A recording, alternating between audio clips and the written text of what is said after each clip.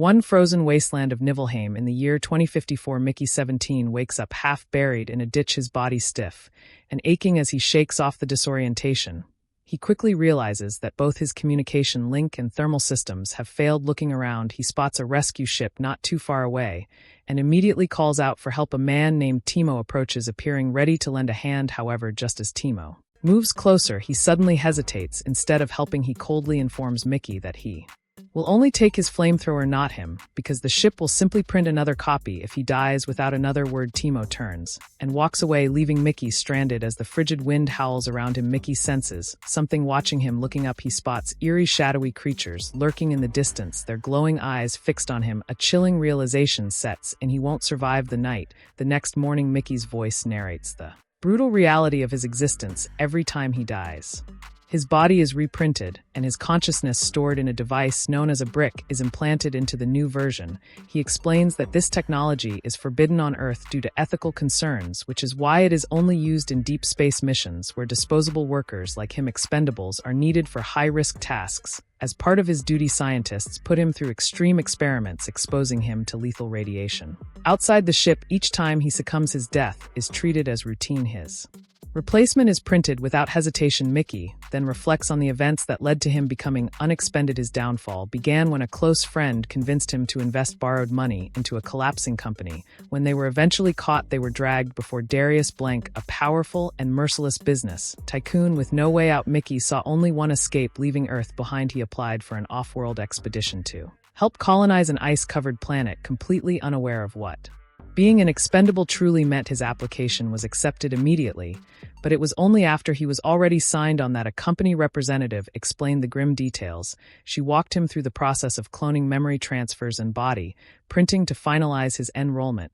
She extracted a tissue sample and uploaded his memories into a brick, sealing his fate. Later, the crew gathers for a meal when a man named Kenneth Marshall steps forward and introduces himself as Mickey Gets acquainted with the team. He crosses paths with Nasha, one of the crew members, soon after Marshall calls for everyone's attention, announcing that food rations will be strictly controlled throughout the journey until they reach their destination. He also imposes a strict rule: no romantic or sexual relationships between crew members. However, Mickey and Nasha completely ignore this directive, secretly carrying on a relationship throughout the trip. As the weeks pass, Mickey dies repeatedly, each time replaced by a new iteration. He and Nasha often land themselves in trouble for breaking minor rules, but they continue their reckless behavior. One day, a girl named Kai approaches Mickey, hoping to start a conversation. However, before she can get a word in, Nasha, consumed by jealousy, suddenly pulls Mickey into a passionate kiss in front of her. Months go by, and the crew finally reaches the ice planet for their initial mission. Mickey is sent outside to conduct atmospheric tests for potential unknown pathogens. Unfortunately, the experiment reveals a deadly airborne virus, and Mickey succumbs to the infection within minutes. As expected, a new version is printed immediately. Mickey 134, 15, and 16 are all used as test subjects in a desperate attempt to develop a cure. After numerous failed trials and countless versions of Mickey perishing, the scientists finally succeed in creating a vaccine. Once the crew begins exploring the planet, they encounter an alien species deep within an icy trench. Panic sets in their attempt to flee, one of the crew members is killed back on the ship. Marshall, furious over the incident, singles out Mickey. He argues that as an expendable, Mickey should have been the one to die. Instead, as punishment, Marshall assigns Mickey to grueling 14-hour shifts while reducing his food rations, ordering him to retrieve a sample of the creatures they encountered. One day, while Mickey 17 is eating at work, he suddenly loses his footing and falls into a trench. The scene closely resembles the film's opening, but this time something different happens. He survives. To his shock, the alien creatures do not harm him. Instead, they silently observe him, then help pull him back to safety before van-ving into the icy wasteland. Disoriented but alive, Mickey spots an abandoned vehicle and climbs inside. He changes out of his frost-covered clothes, returns to his quarters, and prepares to rest, only to discover something horrifying. A new version of him, Mickey 18, has already been printed. Under the assumption that he had died, a cold realization creeps in. The crew has violated protocol. Two versions of Mickey should never exist at the same time. Before he can react, Mickey 18 suddenly attacks, slamming a dumbbell into his head and knocking him out cold. Meanwhile, in a flashback to a past meeting on Earth, the R&D division responsible for the printing technology faces heavy scrutiny. Officials demand to know whether safeguards exist to prevent misuse, warning of the potential dangers. Of uncontrolled duplication, Mickey narrates the case of Dr. Minova, a brilliant but unstable scientist who played a major role in advancing replication technology. When authorities raided Minova residence, they discovered not one but two identical versions of him. What they didn't realize was that a third Minova was still on the loose, exploiting the technology to commit murders.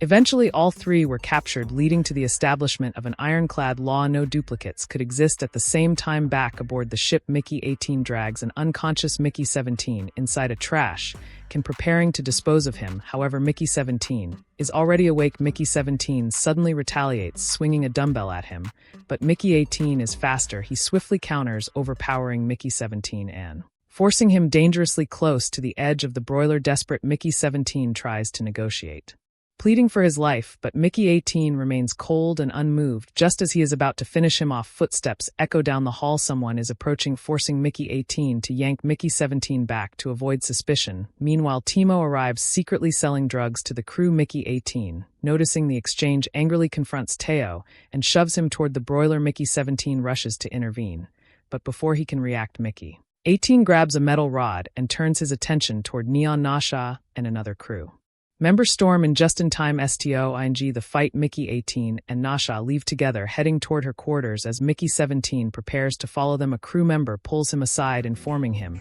that he has been personally invited to a dinner party with Marshall. As Mickey and Nasha are caught up in the heat of the moment, making out in secret, the door suddenly swings open. Kai enters, and the sight before her leaves her frozen in shock. Two identical Mickeys standing side by side. Panic sets in as she spins on her heels, ready to run and report the anomaly.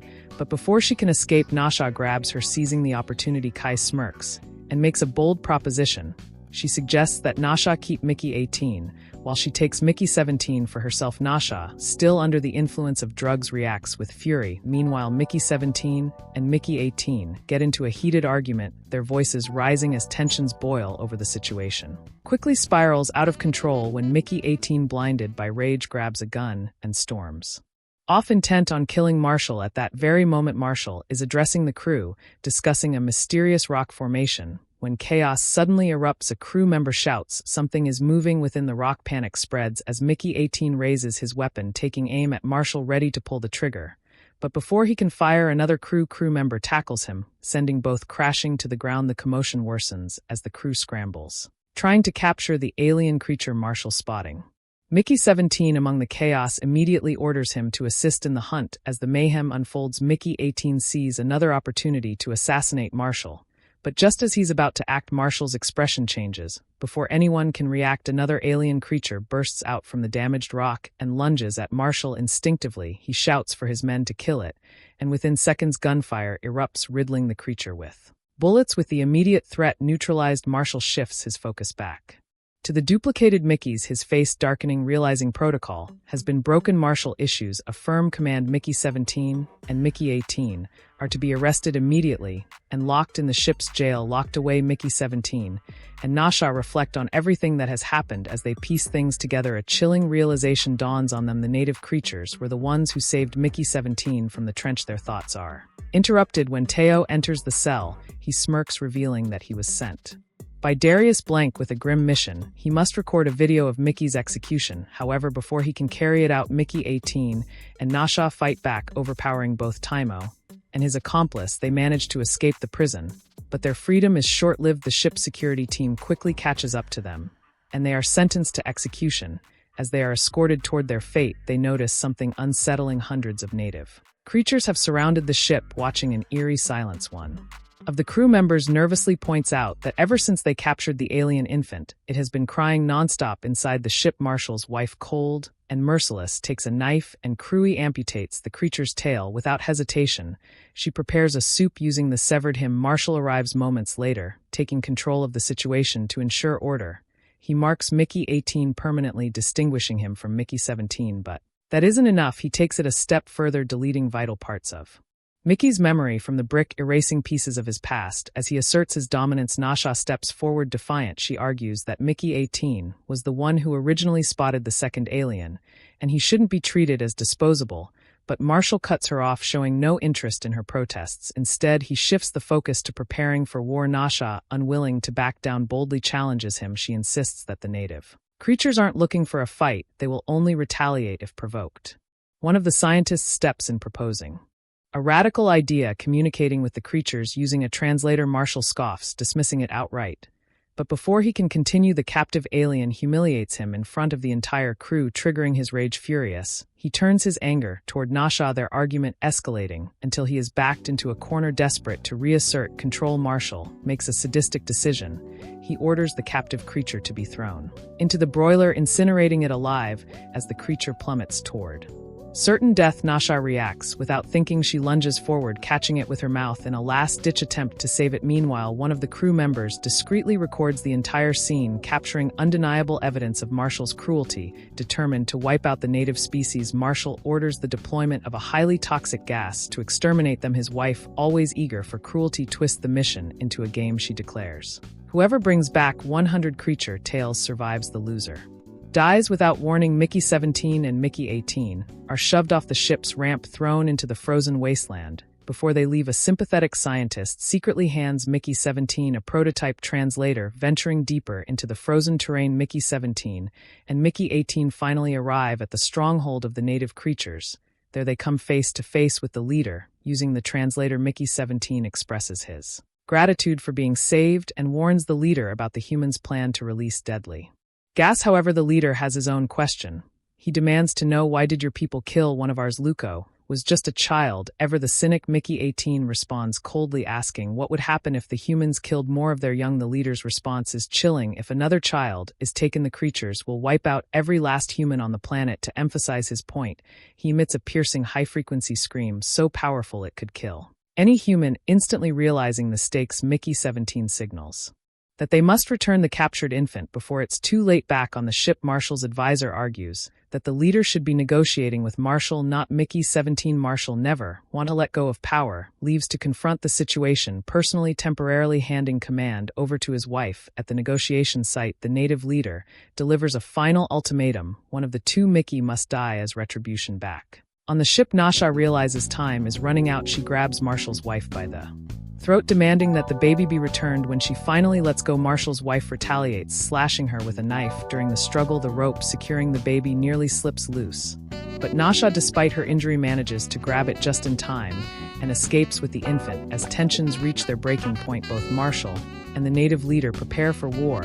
Just before the battle erupts, Nasha arrives, presenting the baby as a peace offering. The leader, seeing his child returned, raises his hand, stopping his forces from attacking. Without hesitation, Mickey 18 steps forward, willingly sacrificing himself. 6 months later, during a meeting, Mickey 17 reflects on how much has changed. The war never happened. Instead, peaceful communication between humans and the native species has begun. But even with peace, Mickey 17 is haunted by strange dreams, visions of Marshall and his wife returning from the dead. As the meeting concludes, the crew gathers around Mickey 17, thanking him for everything he has done. For now, peace is secured.